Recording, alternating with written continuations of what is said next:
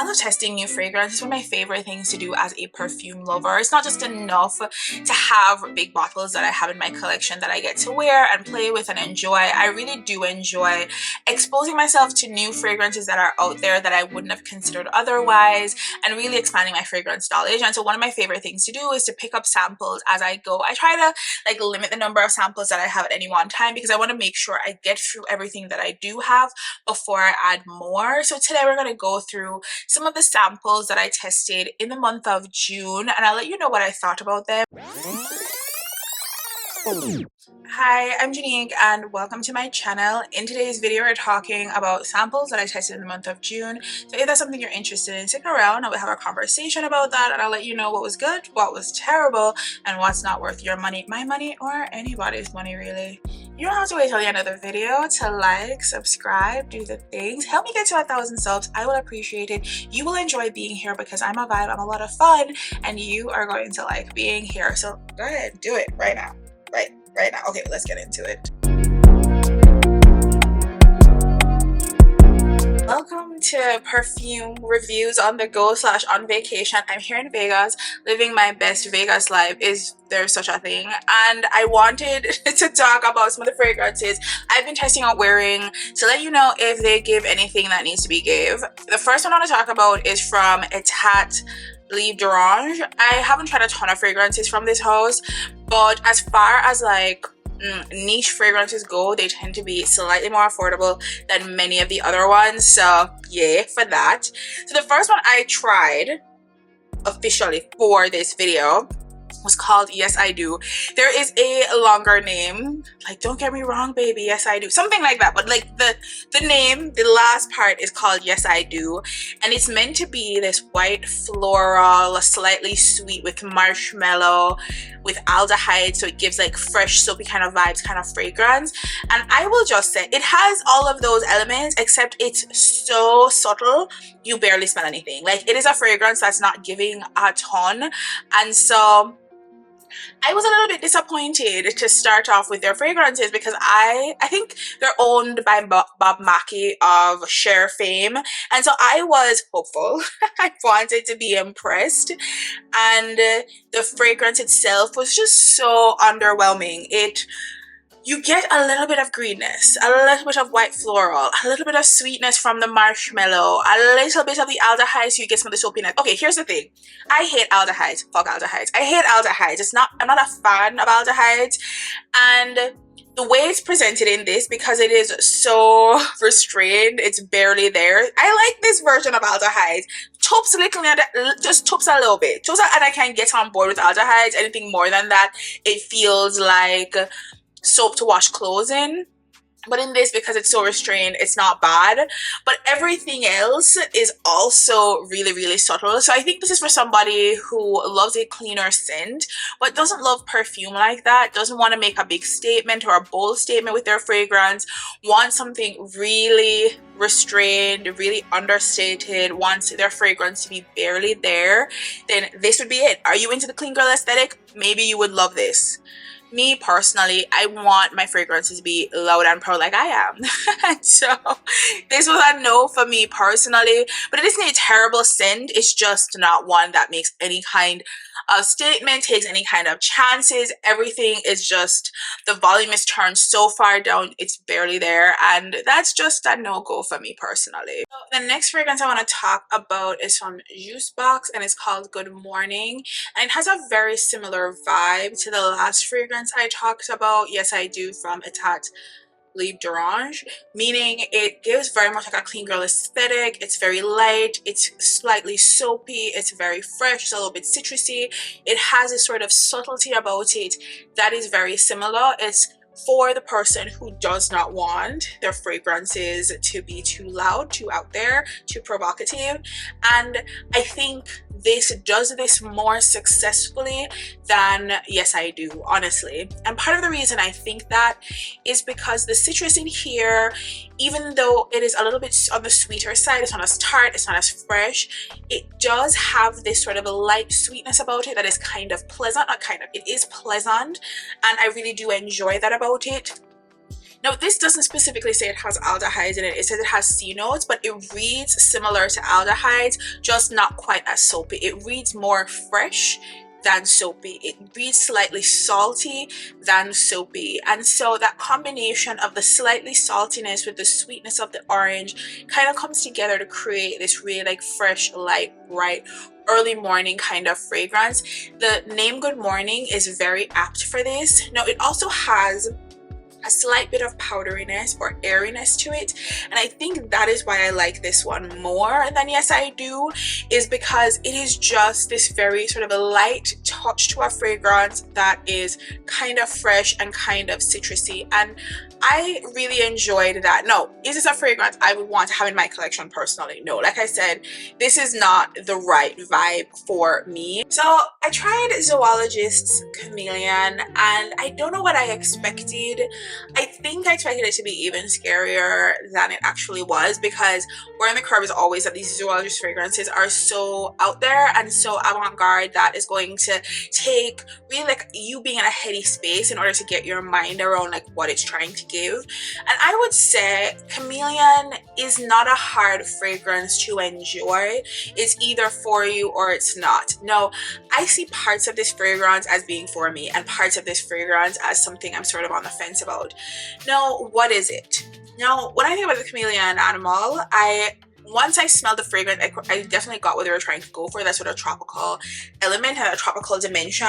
A lot of the notes in here are things like mango and starfruit, these really like sweet but also fresh notes coming together to create this really like bright tropical feel to it that feels very much like a vacation.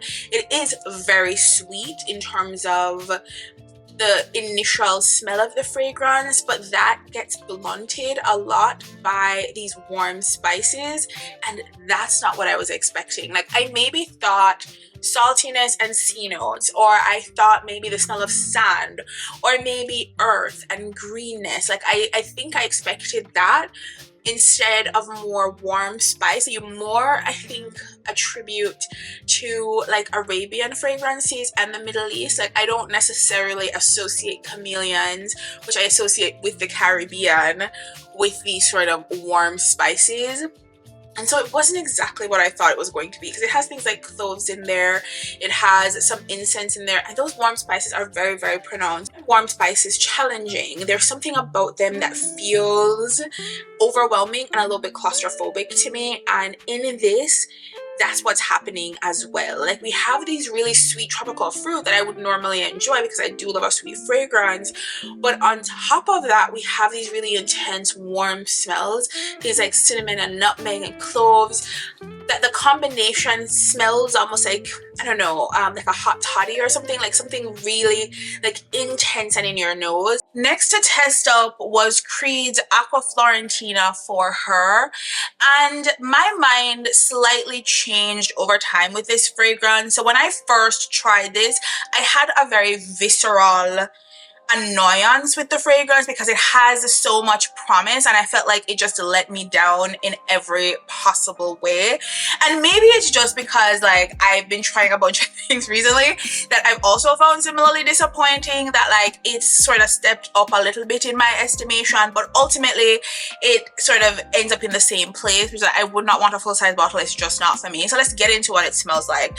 So Creed Acqua Florentina for her is supposed to be this citrus fragrance, supposed to be a citrus bomb with grapefruit, 2 types of bergamot. It's supposed to have lemon in it, and it's supposed to have some green apple, so again another tart, very sour fruit. It's supposed to have some rose as well, and some greener white florals along with cedar. Now cedar is a very dark wood, so you hear those combinations together, you sort of expect something lightly floral, very citrus, and very woody. This fragrance feels very light, summery, fresh, and sweet. It is not what you would expect from the notes, and I think that's why when I first tried this fragrance and first tested it for the week, I was so irritated, because I was expecting one thing and got this really like watery, sweet, barely woody fragrance. The grapefruit in here is not sour, it's not tart. It almost smells like grapefruit soda. There's something fizzy about it, and that adds a little bit of a nicer element where it feels really springy and and light on your skin. The bergamot is non-existent, and so is the apple. I go out looking for apple fragrances. I love apple, and Creed in their fragrances, because Creed Aventus for her has apple, and it is so distinct. They do apple so well, but in this fragrance, it is barely there. It is not doing anything at all. What you really get is this lemon that is a lot sweeter and more like watery than you might expect. You know what it reminded me of the first time I smelled it? It reminded me of oranges in Jamaica that has that really thin skin to it that you can't like do it like American oranges where you peel it with your fingers. You have to use a knife on it because the skin is so thin, and that sometimes when you bite into it, there can be like a wateriness to it, like it isn't like very punchy in its richness, and sometimes that comes from the the fruit being a little bit overripe. Like you get like an orange that's gone past its due date a little bit, it's a little bit overripe, so it has this really like almost sickly sweetness to it, but it's also kind of watery. That is what this sort of smells like. No, if you want citrus and you like an orangey flavor but you don't love tartness and sourness in a fragrance, then this absolutely works. If you're looking for something very summery and light and watery, this absolutely works. I've talked about how much I love tartness in a fragrance, how it offers a lot of balance, and most of the balance in this is supposed to come from the grapefruit. It offers a little bit of that, but not nearly enough. The rose is barely there, and the cedar is the most disappointing part. Like, I feel like because they wanted to make this fragrance a feminine one, they really stayed clear of making the woods really stand out in here, and so you sort of get like an echo of woodiness, right? Like you get a sense that the woodiness is there. You can sort of sense it. It is kind of there in the backdrop, but there's nothing that steps forward about it. Whereas like woods like sandalwood tend to be milder, so you expect that from them. You expect cedar to be bold and in your face, and in this they've dialed the 10 down to a 1. It's a 1 here. It's barely present, and because of that, I am just not a fan of this one. I will say Creed disappoints me frequently. I don't want to hate on Creed, but they really do, and this is another one from them that I feel like they wanted to play it safe, and the fragrance itself just ended up being kind of lackluster for me. But I hope that the next thing I try from Creed doesn't disappoint me in the same way, because I want to love them. I'm starting to think that there was some sort of conspiracy afoot, because every fragrance that I had tested so far was pretty similar, and I'm like, is something wrong with my nose? Like, what is happening? And when I got to this fragrance, I was like, all of them are so similar that I don't even know what to say. This is the video of florals meets citrus meets a mild wood, I guess, that are generally disappointing. Okay, I'd say this one is, of the ones that I've tried, one that I like slightly more than a lot of the others. And what's interesting is I think this is one of the lower rated, like by perfume lovers, compared to the others I've tested and critiqued.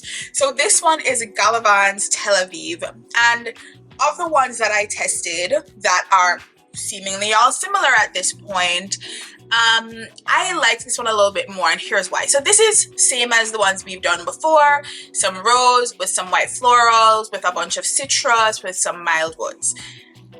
All summery, all kind of sweet, all a little bit tart, if there is any tartness in there for real. We're here again with Gallivant Tel Aviv. I personally prefer this one over some of the others that I've tested for this video. So what is in this one? And I'll tell you why I like this one a bit more, which might signal to you if you would be on the same page with me or on a completely different page. So this, like the others, has like bergamot, it has clementine in the opening, so a sweeter fruit, sweeter citrus fruit. But like I said before, the other ones were promising bergamot and lemon, and they were giving sweet orange, and this one is promising clementine, which is a sweeter orange fruit. Anyway, so this is at least telling us up front what we're getting. In the mid, it has a lot of those greener, fresher, soapier white florals like freesia and jasmine. It also has a little bit of rose, which you can pick up. The rose in this is a slightly more mature rose. It's not a young sweet rose. rose like we've had in some of the others, where the rose is kind of lost behind all of the fruit. The rose in this is there and you pick it up, but mostly what you're getting is the freesia and the jasmine. So maybe that is why it has a lower rating than some of the other fragrances, because you have to like jasmine and freesia to enjoy this. But part of why I enjoy this fragrance more than some of the others is this one feels like it takes more risks and has a bit more of a personality. So that if you are into white florals, you do love freesia, you know you love jasmine, then this is a summery version of a white floral lover's dream. You know what I mean?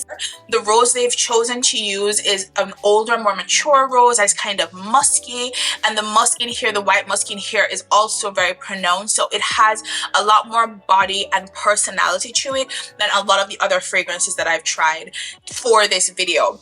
So if you like that sort of lighter citrus floral fragrance for the summer, but you want it to have a bit more pizzazz, a bit more punch, and a bit more personality, I think Tel Aviv delivers that and offers that in a way that some of the other fragrances don't. Like this straddles like this weird middle ground of appealing to people who really like bombastic perfumes, who love those white florals, but want like a summer version that dials some of that down. That's what you get here. This is not really appealing to people who want very clean, airy, light fragrances, because even though it has some elements of that older rose and those white florals in here make it impossible for someone like that to love this.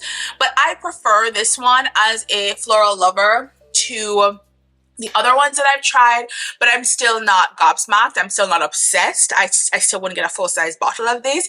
And as far as like randomly testing fragrances, I'd say this has been one of my least successful attempts because I haven't loved anything yet, and I did not see that coming. So one of the winners from everything that I tested, and one of the only winners to be clear, is Cassiopeia from Tiziana Terenzi. Now, I had been on the fence about testing this fragrance because I always have a running list of fragrances that I want to sample, that I want to test, and you want to do a good job picking, because I don't want to sample a bunch of things and I'm not going to like or enjoy or want to wear more than once.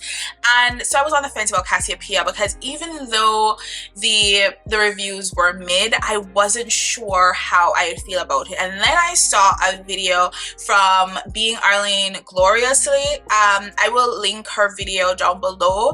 I saw a video from her and she had been reviewing it because she had bought a full-size bottle of this fragrance, and she just had the most wonderful things to say about it. In that video, like in many of her other videos, we have pretty similar tastes when it comes to fragrances.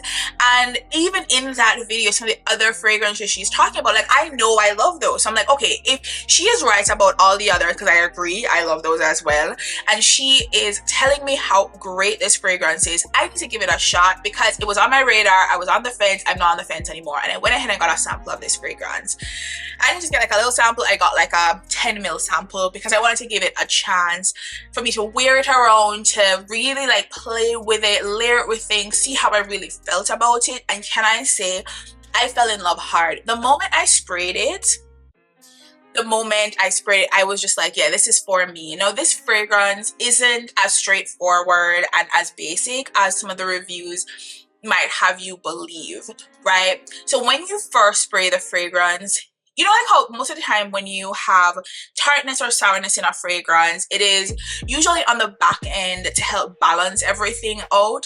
That is not what you get here. Really what you get is you get a blast of tartness and freshness and sourness when you first spray the fragrance, and you're like, oh my god, that is really intensely sour. And then it kind of parts. You get into some florals, and when it settles, it is creamy and sweet and really comforting, like a hug, right? So it really like just flips your expectations of how fragrances tend to layer on your skin and what you're kind of left with, because very often what you're left with is that sour, really tart, like those dimensions, and in this, that's not what you get. So you have passion fruit in here offering a lot of that sourness to the fragrance. We have a bunch of florals like rose in here as well, and just really beautiful floral notes that come together to make the fragrance really like feminine, really lovely, really pretty. In the base, you have sandalwood and tonka, right? And really that with like hints of the sweetness from the fruit is what you're left with and what settles on your skin when it dries down. And that makes the fragrance like really like lovely, especially for cooler weather. As you are aware at this point, I wasn't having a ton of luck with the fragrances I'd been testing. And this one was a little bit of an exception for me. It wasn't a love, but it was more of a like than a lot of the other fragrances that I did try out. And it's Maison Crivelli's Fleur Diamantine. Now, I've had a lot of success with Maison Crivelli and their fragrances. They tend to be bolder and a little bit more out there in terms of what they're giving. And I say this is no exception. It's a kind of a love or a hate for people who are into fragrances, right? So this is a green floral and it really brings together jasmine, so very fresh and green, with neroli, very like sharp citrus. It has some oak moss, more green, some wateriness, has some saffron for some spiciness, and it has a little bit of mint, which is very pronounced, especially at the opening. It really plays on your nostrils and you pick up that mint very easily. And in the base, you have coumarin, which kind of smells, in this case, really like smooth. It sort of smells like caramelized almonds or like burned almonds. So a smoothness and a little bit of a sweetness about it that's really, really nice. Now, this fragrance is absolutely for somebody who loves a green scent. It is very green. The oak moss, the mint, the neroli, the citrus in here is very pronounced. It is not a soft, light touch fragrance. It's very much in your face. Now, I do enjoy a greener floral. I find this to be a little bit overwhelming. Like, it is green without like a balance of real sweetness or freshness to it. It is just a mostly green fragrance, and I think there are certain situations where I crave that, but not all the time. So I think about something like Matcha Meditation from Maison Margiela, right? And how that fragrance has the very pronounced greenness. So it has this almond milk kind of smell to it that kind of balances out, adds a bunch of creaminess and like lightens everything. Or something like Libertine Sweetgrass, which has that greenness but balances things out with a bit of sweetness. Like Maison Crivelli went gung-ho with this, with the floral greenness dug in there and like no real distractions from it, no soft touch to kind of lighten things or make it a little bit more feminine.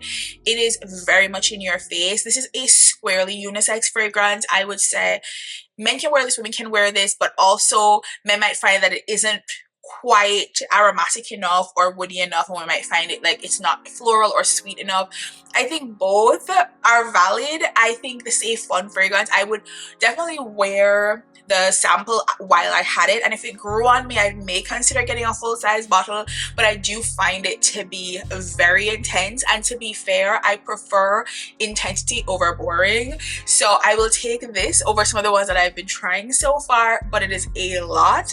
But if you do like green citrus, really intense, fresh, bright fragrances, this really fits that bill very, very well. Last fragrance I want to talk about is Veronica Gabai's Sur La Plage, and I was expecting something salty, sea-like Sur La Plage on the beach. I was expecting that kind of energy, and what I got was not that, and I don't know how to feel about it. I'm sort of on the fence. Like I said, this whole video is mostly me being on the fence about a lot of the fragrances that I tested, but let's talk about Sur La Plage. You know what it smells like? It smells like the blue crystals in the bag of clothes soap, like the soap you use to wash clothing. I can't think of the word right now. Detergent, right? But the powder one, and you have those like blue crystals in them that have like almost like a bleach like smell to them, or blue soap, the smell of blue soap. It really smells heavily of that with a little bit of salt in it. It is a little disconcerting because the first time I smelled it, I thought, wow, that it doesn't just smell like detergent, because it doesn't have any of the like synthetic sweetness of a lot of detergents. Like, it doesn't have the lemon scent or the orange scent or the rain smell. This is the smell of like in the powder with the crystals in the bag, unadulterated. It is chemical soap, and it smells very clean. It smells like a little like bleach. It smells like it's gonna get everything crisp white. That is how this smells. I couldn't figure out why it was a thing. And then I sprayed it on one day when I was gonna be home all day, and low-key, like a day at home cleaning up, washing dishes, hanging out, and having that sort of hit of fresh laundry, like very clean white laundry throughout the day, I wasn't mad at it. Would I want a full-size bottle? No, because I feel like I'd wear it under very specific circumstances. But that smell of like, not just like a little bit clean or a little bit fresh, but bleached, crisp, white, like a load of hot white sheets that have been washed, is a very nostalgic smell. There's something really pleasant and nice about it, and you definitely get that with this scent. I don't think that's what they were going for, or maybe it was, because it doesn't smell like it's on the beach to me. It smells like you're in a laundry room, you're home, you're cleaning, but in like the most perfumey best way possible. As you wear it for a little bit longer, there's a violet note in here, a little bit of a powderiness that comes through that kind of softens the edges of the fragrance and makes it a little bit easier and lighter on the skin, but it still has that sort of element about it that is very much blue soap. So that's everything for me. All the fragrances that I tested in the month of June, it was mostly a lackluster month for me. I did not pull right. I tried a bunch of fragrances and I didn't really fall in love to any real degree with these fragrances, with the exception of Tiziana Terenzi's Cassiopeia, which definitely won me over. I don't know if I love it because relative to everything else, I was just so underwhelmed with everything else. And of course, I was really into it, or on its own, I would love it no matter what. I'm going to keep wearing it, keep testing it out, seeing if my opinion changes, especially as I try other fragrances from this house. I'm excited to do so. My appetite has been whet. Like, I'm really into the idea of checking out more Tiziana Terenzi fragrances because I'm so impressed with this one. Anyway, thanks so much for being here. If you haven't done so already, like, comment, subscribe. I would really appreciate it. I'm trying to grow this channel, trying to get to 1,000 subscribers, and you can help me do that. Again, I'm Janine. I'm out here testing fragrances, and apparently I'm pulling not great ones, but it doesn't mean you should abandon me. You should stick around because I'm about to pick a really amazing one, you know, next time or the time after that. Something good has to happen for me soon in terms of picking some of these fragrances, because they can't all be duds, right? Anyway, bye y'all, and I can't wait to see you in the next video.